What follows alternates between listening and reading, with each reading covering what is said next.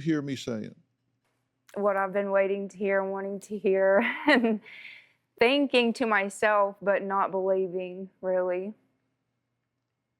What does that mean to you to embrace that truth? That I was a victim. And you're beating yourself up now, 10 years later, Yes. for the fact that you were victimized by a predator when you were 13, 14 years old. Yes, it didn't really hit me until I got older and realized how wrong it was. But it wasn't wrong on your part, it was wrong Right. on their part. If a 24-year-old having relations with a 14-year-old is a predator that is exploiting a child, if that is how this stacks up in your mind, stand up right now. Look around the room right now. You talk about people judging you. Look at the faces of these people right now. Do you see judgment or do you see compassion? Sorry, I'm gonna cry. Somebody understands. I've just never felt understood, really. And how does that feel? It feels like a relief. It feels like a weight lifted off my shoulders. That's what I just wanted somebody to tell me, what I've been waiting to hear. And can you tell it to yourself? Yes, now that you told me. But you have to tell it to yourself as well. Thank you. Because it's the truth. You'll sit down.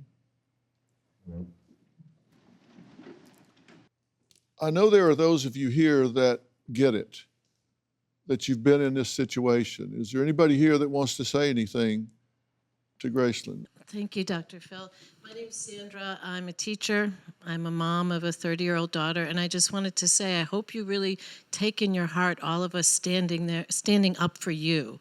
And I understand the suicide and turning all that anger and angst inward, but it's a permanent solution to a temporary problem, and you're a wonderful human being. And like Dr. Phil said, the men that did that should be in the penitentiary. They really should.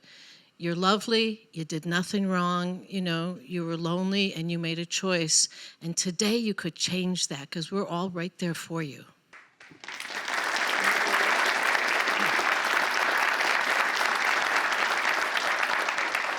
The important thing is that so many young people right now need to hear what you're saying.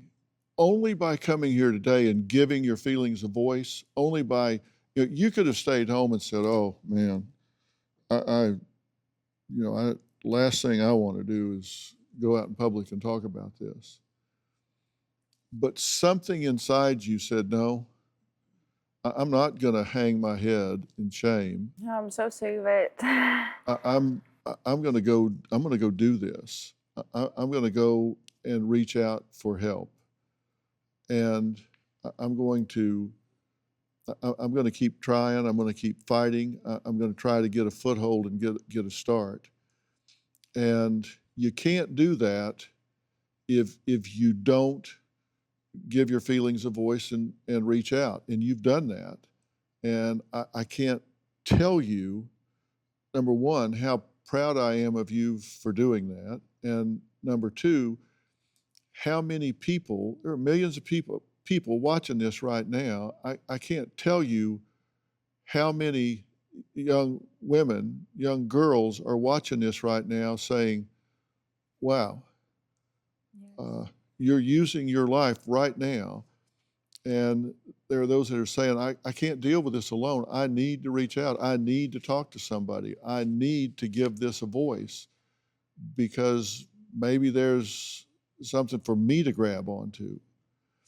And that's important that you're using your life. And this is a first step. Do you have a story or a question for me? Click the link in the description and tell me what in the world is going on.